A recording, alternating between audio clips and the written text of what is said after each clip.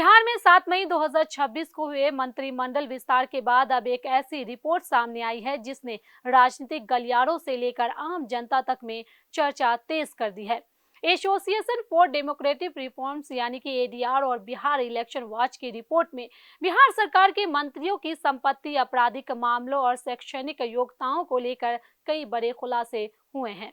Reports के मुताबिक बिहार सरकार के करीब 90% मंत्री करोड़पति हैं। औसतन हर मंत्री के पास 6 करोड़ 32 लाख रुपए से ज्यादा की संपत्ति है और लगभग आधे मंत्रियों पर आपराधिक मामले दर्ज हैं। तो आखिर बिहार की नई कैबिनेट कितनी अमीर है? किस मंत्री के पास सबसे ज्यादा संपत्ति है? कौन सबसे गरीब मंत्री है और किन मंत्रियों पर गंभीर केस दर्ज हैं? आइए समझते हैं इस वीडियो के माध्यम से। आदाब, नमस्कार, आप देख रहे हैं मंथन टुडे। मैं हूं आपके साथ उज़मा। बिहार में नई सरकार के गठन और मंत्रिमंडल विस्तार के बाद एडीआर और बिहार इलेक्शन वॉच ने मुख्यमंत्री समेत 35 मंत्रियों में से 31 मंत्रियों के शपथ पत्रों का विश्लेषण किया। इस रिपोर्ट में जो आंकड़े सामने आए हैं उन्होंने सबको चौंका दिया। रिपोर्ट के अनुसार 31 में से 28 मंत्री करोड़पति हैं, यानी बिहार सरकार के लगभग 90% मंत्री करोड़पति क्लब में शामिल हैं।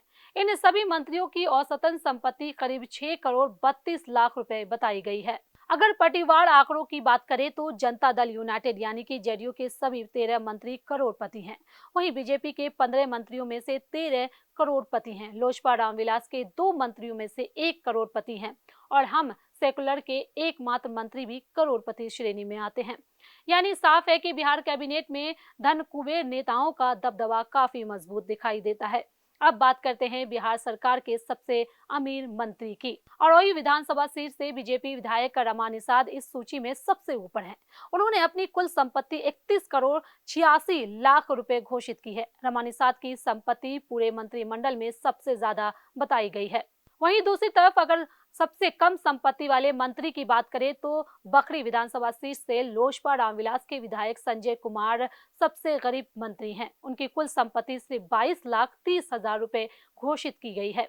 यानी बिहार कैबिनेट में करोड़ों की संपत्ति वाले मंत्री भी हैं और कुछ ऐसे मंत्री भी हैं जिनकी संपत्ति लाखों में सिमटी हुई है। लेकिन मामला सिर्फ संपत्ति तक सीमित नहीं है। एडीआर की रिपोर्ट में मंत्रियों पर दर्ज आपराधिक मामलों को लेकर भी बड़ा खुलासा हुआ है।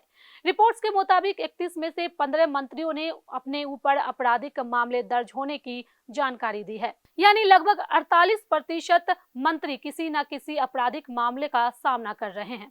और सबसे गंभीर बात यह है कि इनमें से 9 मंत्रियों पर गंभीर आपराधिक मामले दर्ज हैं। इन मामलों में मारपीट, धमकी, गंभीर हिंसा और अन्य गंभीर धाराओं से जुड़े केस शामिल बताए गए हैं। इसके अलावा मंत्रियों पर कर्ज और देनदारी का आंकड़ा भी सामने आया है। 31 में से 20 मंत्रियों ने अपने ऊपर देनदारी घोषित की है। सबसे ज्यादा देनदारी शिवहर से विधायक और मंत्री श्वेता गुप्ता पर है। उन पर करीब 4 करोड़ 5 लाख रुपए की देनदारी बताई गई है। यानी जहां एक तरफ करोड़ों की संपत्ति है, वहीं दूसरी तरफ करोड़ों का कर्ज भी मौजूद है। अब अगर शिक्षा की बात करें तो बिहार कैबिनेट में पढ़े लिखे मंत्रियों की संख्या भी अच्छी खासी है। एडीआर रिपोर्ट्स के मुताबिक 31 में से 22 मंत्री स्नातक यानी कि ग्रेजुएट या उससे अधिक शिक्षित हैं, जबकि 8 मंत्री ऐसे हैं जिन्होंने 10वीं से 12वीं तक की पढ़ाई की है। यानी शिक्षा के मामले में बिहार मंत्रिमंडल का स्तर अपेक्षाकृत बेहतर माना जा सकता है।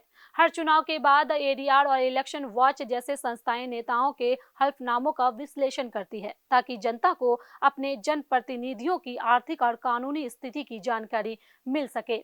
ऐसे आंकड़े लोकतंत्र में पारदर्शिता बढ़ाने के लिए महत्वपूर्ण माने जाते हैं। हालांकि सवाल यही उठता है कि क्या राजनीति अब आम आदमी की पहुंच से दूर होती जा रही है? क्या करोड़पति और प्रभावशाली लोग ही राजनीति में आगे बढ़ पा रहे हैं? और जिन नेताओं पर गंभीर केस दर्ज हैं, क्या उन्हें मंत्री पद मिलना चाहिए? ये वो सवाल हैं जिन पर अब बिहार की राजनीति में बहस तेज हो सकती है। तो बिहार मंत्रिमंडल पर आई एडीआर की यह रिपोर्ट कई बड़े सवाल खड़ा करती है। एक तरफ करोड़ों की संपत्ति वाले मंत्री, दूसरी तरफ आधे मंत्रियों पर आपराधिक मामले। अब देखना होगा कि विपक्ष इस मुद्दे को कितना बड़ा बनाता है और सरकार इन सवालों का क्या जवाब देती है। फिलहाल इस रिपोर्ट पर आपकी क्या है राय? क्या राजनीतिक में बढ़ती संपत्ति और आपराधिक मामलों को लेकर सख्त नियम बनने चाहिए?